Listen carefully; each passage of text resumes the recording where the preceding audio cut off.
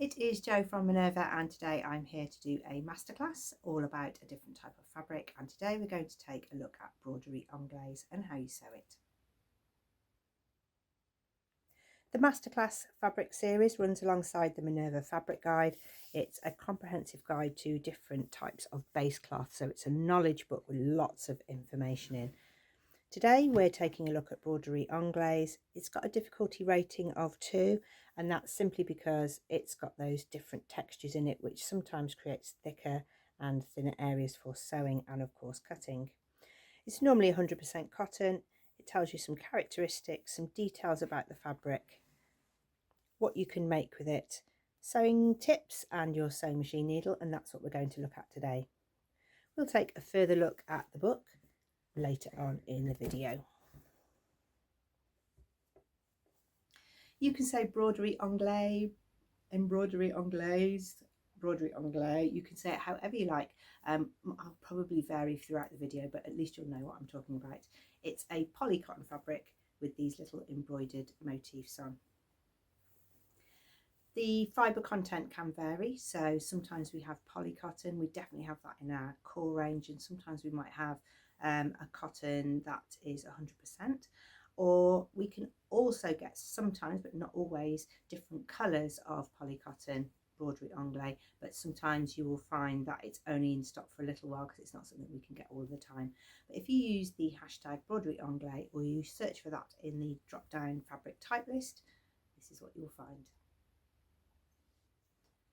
You can also get Broderie Anglaise in a trim, so if you want to make something in a flat matte lawn and then just add details, you can do that. And you can also get Broderie Anglaise quilted fabric, and that's useful if you want to back baby quilts or if you want to make a light summer weight quilted jacket. Today I'm using a 3-hole Broderie Anglaise, so my holes there, I've got 3 little circles in. And I'm going to use it to make another blouse. So this is more a kind of autumn blouse, got long sleeves. I wear a denim jacket over it. But I'm looking for something a little bit smaller and neater to wear in the summer. I'm using the Evelyn blouse from Experimental Space, and I've not used one of their patterns before. And actually I've had this pattern for a long while and I've not cut it because I kept thinking, oh, that's a bit complicated for today. But actually it's the easiest blouse that I've ever made. It was a front and a back. It's got a V-neck and a little facing and a lovely little grandad collar or partial collar. Looks really neat. It's really great for summer.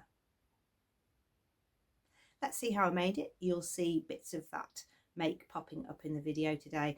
I'm sewing on different days, and I've cut today's video together over a few days. Some days I cut out, some days I did some fitting, some days I did some sewing. So you probably won't see these cuffs again. Okay, before we cut into the fabric, let's take a look at it. It's semi-sheer. You can just see my hand through it there, and it's got these little embroidered motifs on, and they run in vertical lines. So you would want to be making sure you go selvage to selvage. There's a little bit of space here for handling.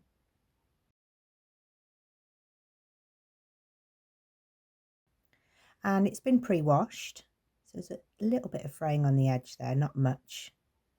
And it's a stable fabric on the cross and straight grain. Sometimes it's hard to see the right side and the wrong side. So on the wrong side, you'll see more a zigzag on the embroidery. That's the reverse. And on the right side, the stitches are slightly closer together, giving that sort of satiny finish.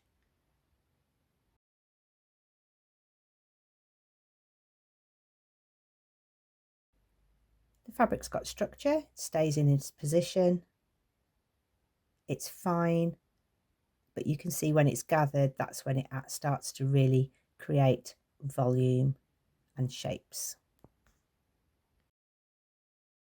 Let's think about starting. So I'm going to get my scissors, and I'm first of all going to show you how to cut it and how to sew it on the sewing machine. When cutting Broderie Anglaise, you really need to use some sharp scissors because you're going to be going through varying thicknesses of fabric. So when you get to this thicker area, you do have to slow down and really squeeze your handles together. You can see how it's a little bit volatile when it hits those patches because it makes your scissors just flick. So you need to go quite carefully. You can also try pinking shears, but the same applies. You need a pretty strong hand to get through Broderie Anglaise with pinking shears, because every time you hit those thicker areas it can sort of chew up the fabric a little bit. So make sure when you're cutting you use really sharp scissors. So when you first start to sew it, you need to check a few things out on your machine. Because of these embroidered areas, you've got a variation in thickness. So you've got the thinner cotton backing here, and then these raised lumps, and that might be different to what you're going through on the back. So here I've got that lighter bit of embroidery, but on this side the heavier bit. So when I sew it, it's hard for me to show you because you won't see it, but you might be able to hear it and see what's happening to the fabric when I sew through Broderie Anglaise.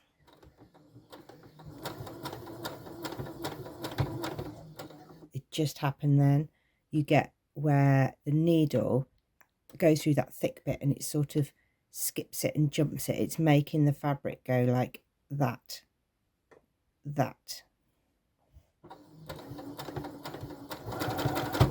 There, there, there, there.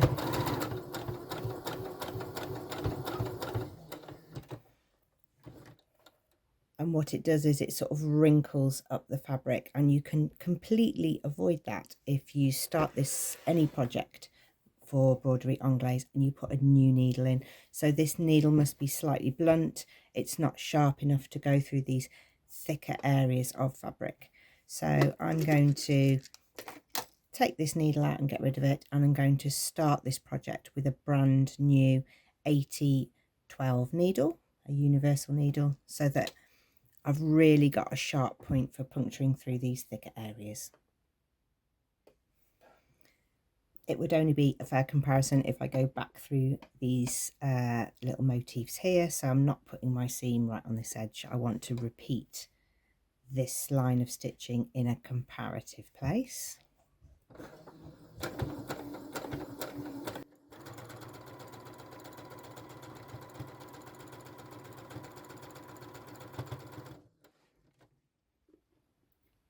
And this one is with the new needle and this one is with an old needle.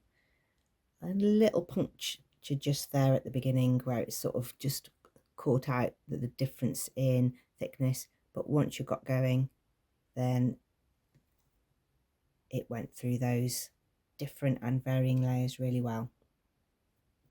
So that's a really top tip. You'll get exactly the same on an overlocker. So if your overlocker needles are blunt, then it will chew up the edge of your fabric.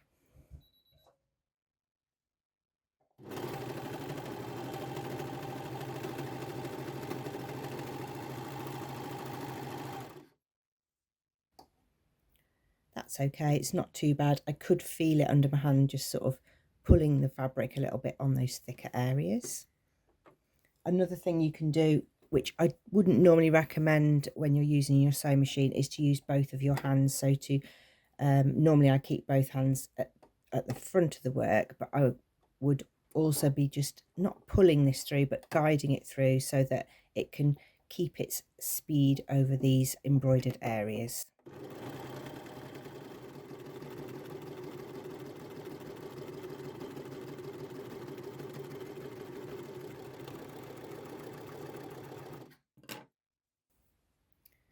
That way it just keeps trucking along and it doesn't just get stuck in one place.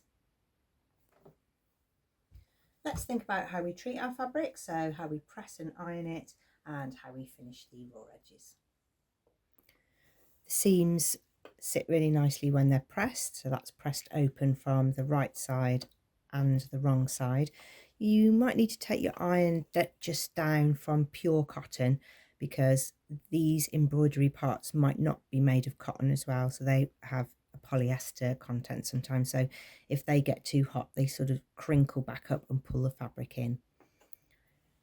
Here you can see the slight sheerness of the fabric means that you can see the zigzag edge if you use pinking shears, so you might want to finish your edges in a different way. Of course, you've got your overlocking, or you can zigzag the edges.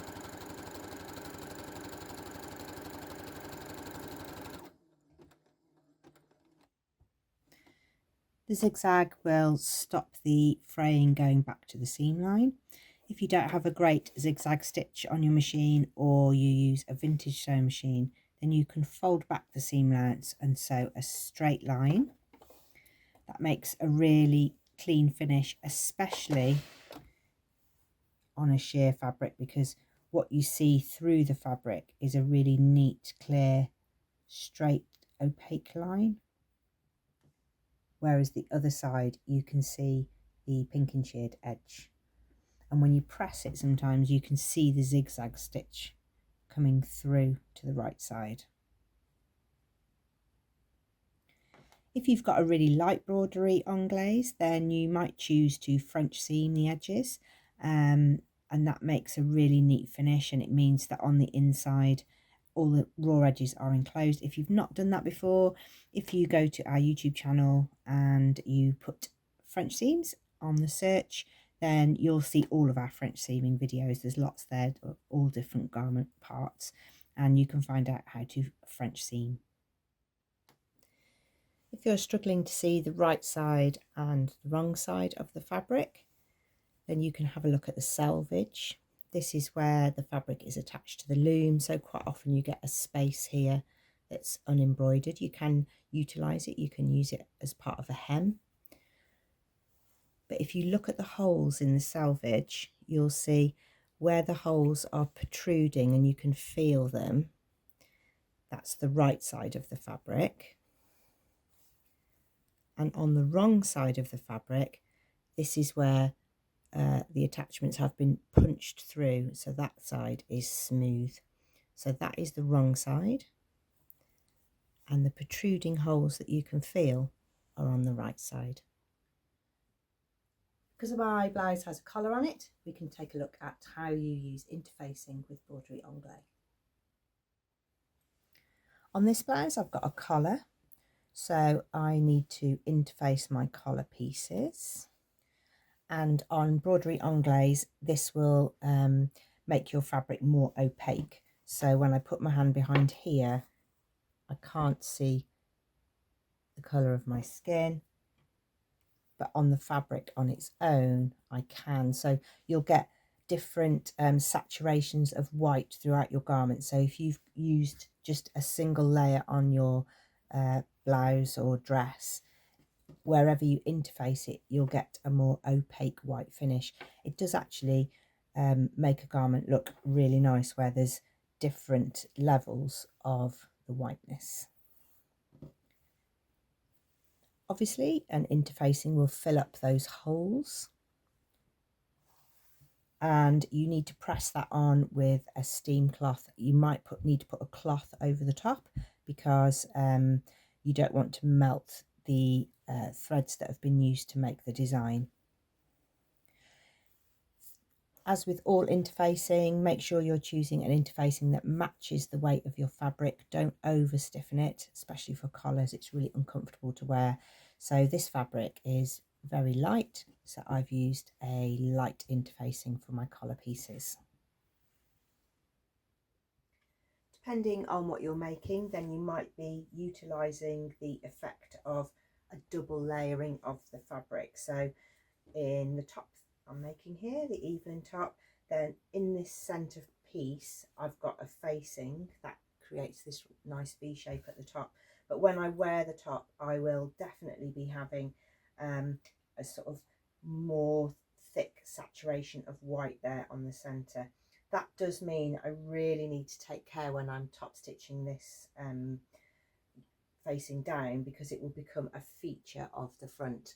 You might also double up the fabric, maybe if you're making a tailored shirt and you've got a double yoke on the back, so from the back your shirt will have a darker white at the top and then a more ethereal white underneath. You'll be seeing that with your collars because they're interfaced and they're in a double layer, so that will be a higher saturation of white.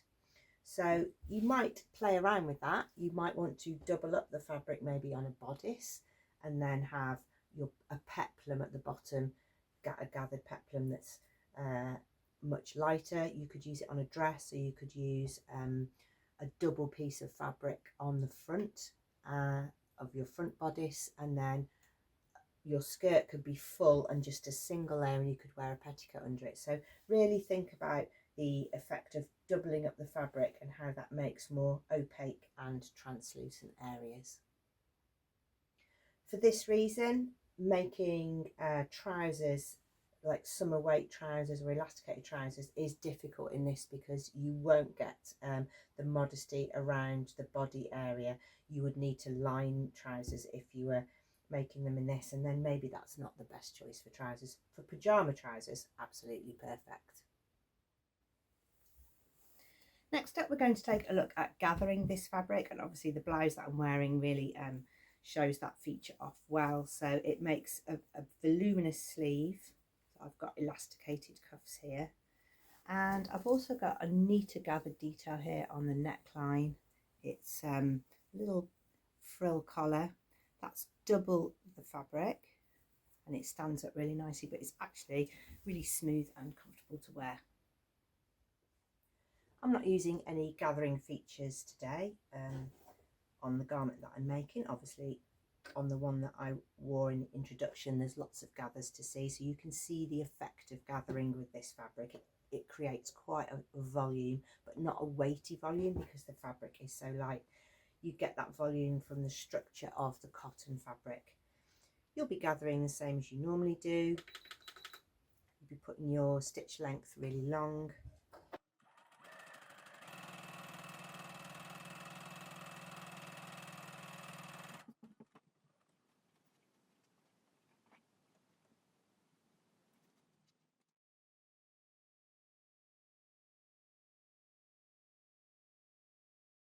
You do need to just go a little bit more carefully than maybe you normally would, because the drawing thread, you know, can just snag or find it slightly more tricky to pull where those thicker areas of embroidery are. And that's the same for all embroidered fabric. You won't get quite the same smoothness in that gather when you're making it, but you'll get a really nice effect when it's finished. That's just one row of gathering stitches, but if you had 2 rows, you could really get a nice even gather. The same for shearing. So if you want to do any shearing detail on this type of fabric, you'll need to test it first, see what it feels like on the machine when you're going through these embroidered areas. Shearing does work. You have a shearing in the bobbin and a normal thread on the top, and it will gather up. It makes really beautiful cuffs and waist details.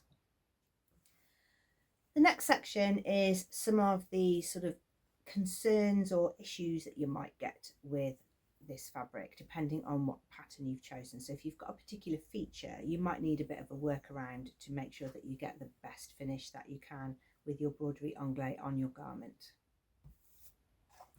On my Evelyn top, I have a partial collar or a grandad collar or a collar stand collar, whatever you want to call it. And that's worked really well in Broderie Anglaise because it's just a curved shape here. It's blended in nicely. I was able to top stitch it and it all looks really neat. The thing that maybe could be eliminated and tricky is if you make a pointed collar and your seam line ends where there's holes, because then when the fabric is folded, it looks like something's been nibbling at the end of your collar. So if you want to use this for pointed collars, so for example on the Lyra dress where you might make a summer version, the short view, if you use this for collars, you will really need to make sure that where your collar comes to the point, that your almost doing some pattern placement, so the seam line point doesn't land directly on some of the holes, because then you'll end up with a sort of a non-pointy collar. It'll look like you haven't sewn it properly. So pattern placement is quite key if you're making pointy collars. With the curved collar like this, it's been absolutely great. But again, I have managed to get the motif on the collar, not on the edge. I'm not putting a zip in today, but the same thing about pattern placement applies for zips as well. So really you want to try and avoid where the holes are, because that's really tricky to sew because you've got that thicker embroidered part of fabric, and also it looks like a little mouse has been nibbling the edge of your fabric. So you want to make sure if you're putting a zip in that you've got a solid piece of the woven fabric to work your zip along this edge. It's just something you can bear in mind at the cutting out stage. If you make buttonholes in embroidered anglaise, and I purposely did one over that thicker patch of thread because I wanted to show you how to cut that open. If you're going to try and cut that open with a seam ripper, you'll probably be fine on that bit where the fabric is flat, and you'd put pins in the end like you normally would for ripping open a buttonhole so that you don't scoot off the end. But it is quite thick and bulky there, and it does make you sort of chew it up a little bit. So it's better if you're cutting a buttonhole in Broderie Anglaise to use a buttonhole cutter. It's like a really small mini chisel. It's got a really sharp end.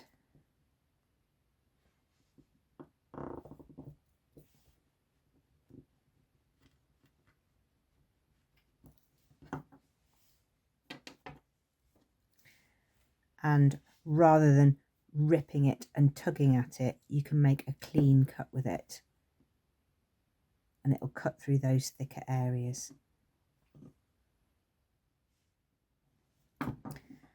I've used some interfacing, just a light one again on the back of the fabric, and that's just stabilised it. I haven't pressed that, so it's a little bit puckered. The final thing that's slightly more troublesome with Broderie Anglaise is to cut it on the bias, to make bias strips for putting round necklines or for finishing the insides of things, because although you can get a bias cut, because of the embroidery stabilizes the fabric. It's like it acts as a kind of stay stitch. So if you need to use a bias tape, for example, to go around the inside of a neckline, then I really recommend you just use a ready-made one, a poly cotton one, bias binding. It's on our website, I'll put it in the list below. Or you use a plain white poly cotton and make your own bias binding that goes on the inside of something, rather than trying to make it out of this, because A, you won't get the same amount of stretch, and B, when you try to add binding onto here, then you'll really start layering up those thicker areas in some places. You can see here this piece of bias binding. I didn't want to make it in the Broderie Anglaise because it's that pie crust collar that's quite close to my neck, so I didn't want the little areas of embroidered to be rubbing the inside of my neck, so I just use a piece of poly cotton to make the bias binding. So there's a few things to think about that aren't always quite so successful with Broderie Anglaise, but you might get some workarounds. Everything that I've talked about in the video today is specific to Broderie Anglaise, but most of what I've said also applies to any kind of embroidered fabric. So this is a white cotton embroidered fabric, 100% cotton. So that one's much more matte, more antique on the finish. And this one, because it's got polyester and cotton, it's got a smoother hand. Minerva makers have been sewing Broderie Anglaise, so it makes lovely summer dresses for girls, children's wear, blouses and that kind of thing. You can really utilise that structure of the cotton, so frills and ruffles are really pronounced and make a real statement. a shearing detail works. This one is a pure cotton, so it's got a sheared bodice and it's used as a shearing cuff detail. Lolly's used a embroidered trim, so she's found some of that Broderie Anglaise and added it to the bottom of her summer top. You can make more simple tops, so this tank has facings and a swing hem. It's a really go-to summer top. It makes really classic summer dresses, but you might be thinking here about where you're going to double up the fabric or if you're going to line the fabric, depending on how sheer or translucent it is. Here, the quilted Broderie Anglaise is used to make a summer weight jacket. Here's the blouse finished, really classic. Only alteration I made to the pattern was I just split the hem. It just gave me a little bit more swing and movement around the bottom. You can see that difference there in doubling up the fabric. It really brings out that V-shape feature. I'm obviously going to have a little bit of a darker colour here. Got little splits in the arm. The pattern does say cut 4 sleeve, but I didn't because I only had a small sample of fabric, but you would get a darker saturation there as well if you doubled up the sleeve.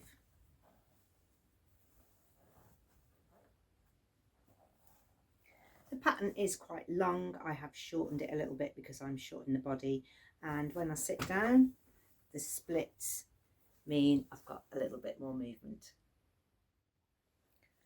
If you would like to explore more fabric types, then take a look at the Minerva Fabric Guide. There's a couple of videos that support this, so you can have a more in-depth look and a chat about it. There's one with Vicky and there's one with me, and we both take you through what's inside the guide. It gives you lots of information about how fibres are made, knit fibres, stretch fibres, gives you information about stretch on fabric, how to cut fabric. Really great information here about its weight versus its thickness, and that will definitely help you to understand the hand of the fabric when you see it online.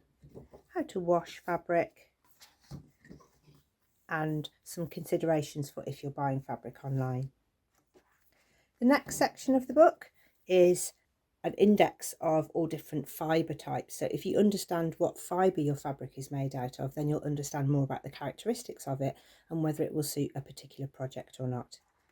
And finally, the last section is the section where you'll have 70 little swatches to put into your book, like a little sticker book. And you can stick those in and refer to the 70 different cloths that we stock on our website. The QR code is really handy because if you scan the QR code, then boiled wool will be filtered to your page. So if you think, oh, I really fancy making something with this and I think I can do all of these things, or it's something I want to explore, it will filter it down so that there's only boiled wool in your search. I love the inspirational photography. It just gives you some ideas of what you can do with the fabric, and you could also go and check out that maker and see what other things they have made. So that is the Minerva Fabric Guide.